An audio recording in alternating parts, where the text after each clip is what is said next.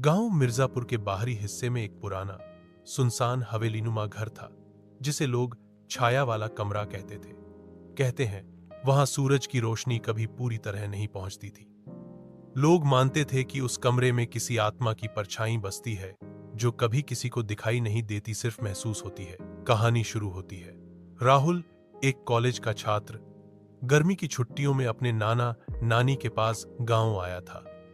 शहरी लड़का होने के नाते उसे गांव की ये कहानियां बचपन की कल्पनाओं जैसी लगती थीं। लेकिन एक रात जब बारिश हो रही थी और बिजली चली गई थी, उसने घर के पुराने हिस्से में एक दरवाजा देखा जो आम तौर पर बंद रहता था। ये क्या है? उसने पूछा। वो हिस्सा मत जाना बेटा, नानी ने डरा हुआ जवाब दिया। वो छाया वाला कमरा है, वहां जाने वाले लोग वापस नहीं आते। राहुल ने मुस्कुराकर बात टाल दी, लेकिन जिज्ञासा उसके अंदर घर कर चुकी थी।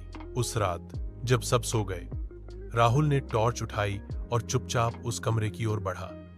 जैसे ही उसने दरवाजा खोला, ठंडी हवा का झोंका उसके चेहरे से टकराया। अंदर घुप्पा अंधेरा था, लेकिन जैसे ही टॉर्च की रोशनी कमरे में पड़ी, दीवार पर किसी की परछाई हिलती दिखी। परछाई, लेकिन राहुल के पीछे कोई नहीं था। वह कांप गया।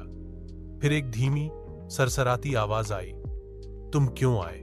राहुल ने पीछे देखा, लेकिन वहां कोई नहीं था।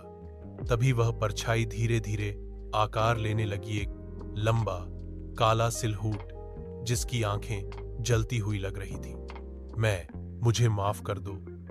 राहुल डर के मारे पीछे हटने लगा, लेकिन दरवाजा अपने आप बंद हो गया। अगली सुबह राहुल अपने कमरे में बेहोश मिला।